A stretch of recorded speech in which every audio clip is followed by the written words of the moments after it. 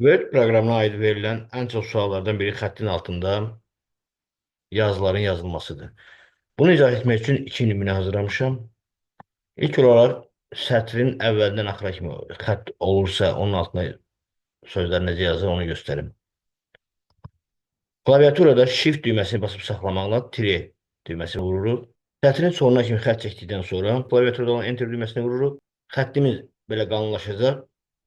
Buradan əməliyyatı geri qaytarmaq və xəttin normal vəziyyətə gətirmək olar.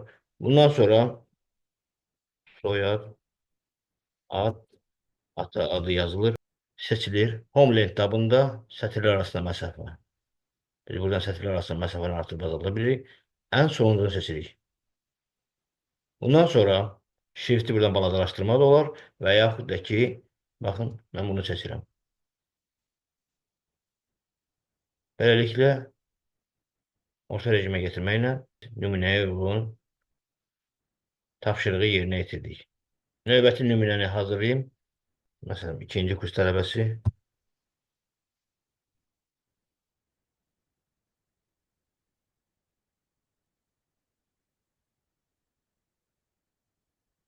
Yenidən Shift-i basıb tirəyə vururuq.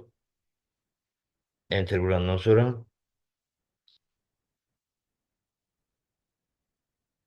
soyad ad, ata adı yazırıq.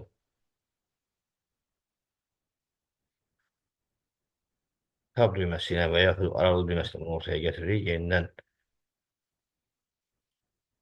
sətirlər arasında məsafəni azaldırır. Buradan yenidən seçəndən sonra tapşırığımız yerinə yetirilir.